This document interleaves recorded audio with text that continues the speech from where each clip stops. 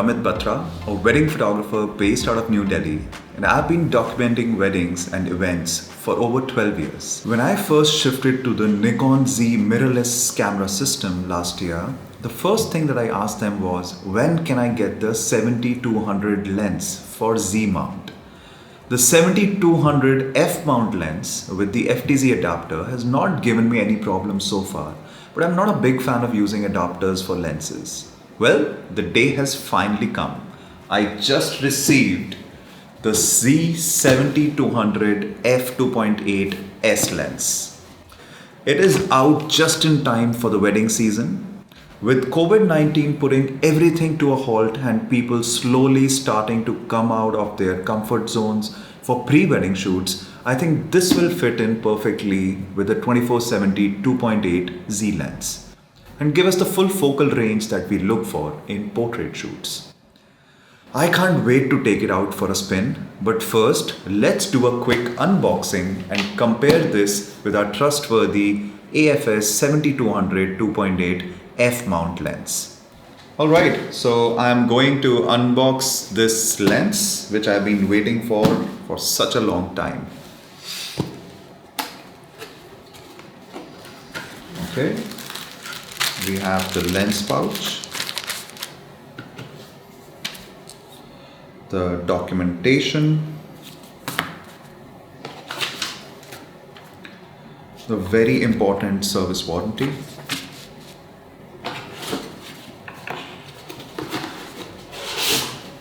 and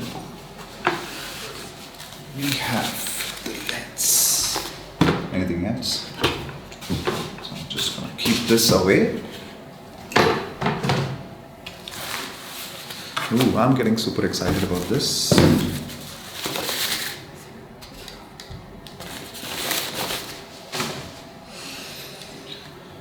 Look at this.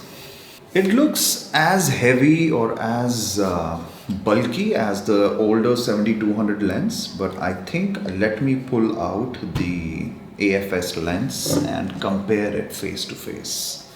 So this is the 70-200 2.8 FL ED lens. And this is the new Z70-200. Now, as you will notice, I have put in the FTZ adapter here. I'm not going to take it out for the comparison because I have been using it with the adapter. So it only makes sense to use it, or actually to compare it with the adapter as well. So now I'm just going to take the hood away.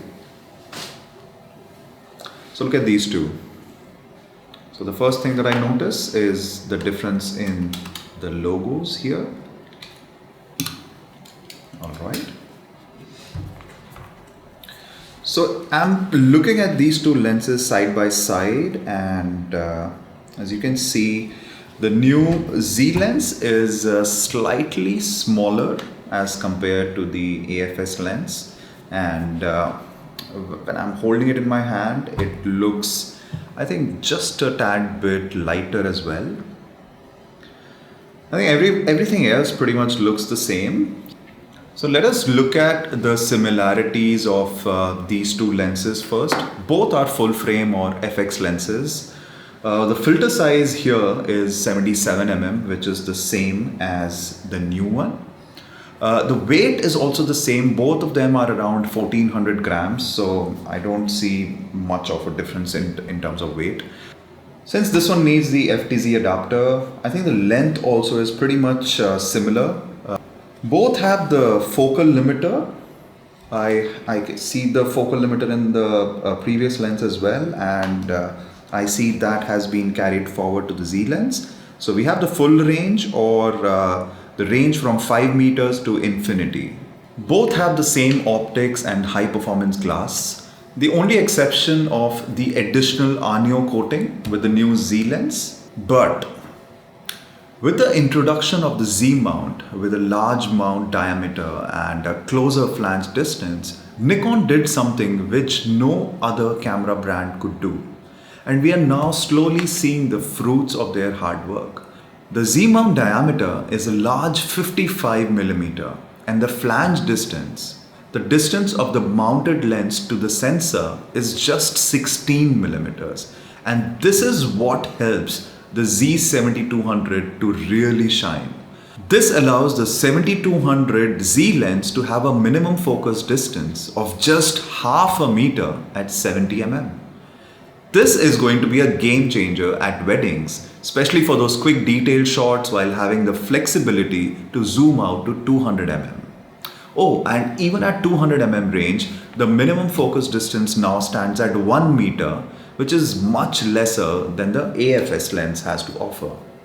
This surely is going to help create some creative results, and I'm definitely going to make good use of this in the coming wedding season. Price-wise, the AFS 2.8 lens is about 169,000, and the new one is about 204,000, which is quite steep for this lens, but I think we need to live with it. The DSLRs and their lenses had their own sweet spots for prices, which we kind of got used to, but like all things new, the Z cameras and lenses come with a premium, at least at the moment, and I think that's the cost we need to pay for better quality and new technology. So the overall build quality of this lens is spot on.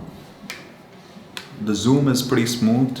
It looks like a tank. It looks well made. I think it's going to be well balanced when we put it on the Z6 or the Z7. I think we'll have to take it outdoors to see how this fares in actually using it. Some noteworthy features of the 7200 Z lens is that it has a control ring. Now this you can assign to aperture or ISO or whatever setting you want to use. It has 2 function buttons. So now you can use it to do a lot of stuff. It is dust and drip resistant, and it has nano crystal coat for eliminating incidental light from a diagonal distance, and of course the much talked about Arneo coat for eliminating incidental light from the vertical direction. It offers 5.5 stops of stabilization and has a very silent motor. Enough talk about the 7200 Z lens. I'm going to take this out for a spin. I'm really looking forward to some exciting pictures that I can create, and I'm going to quickly come back and show you these pictures.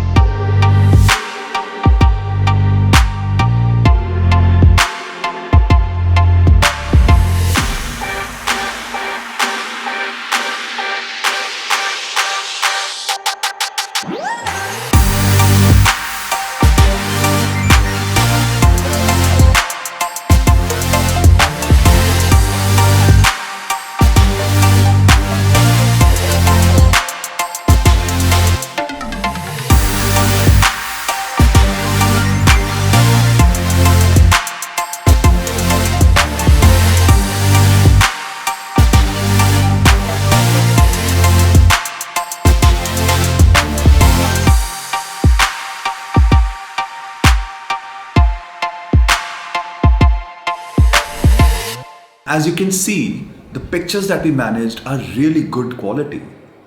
I love the sharpness and the bokeh or the background blur that this lens is creating.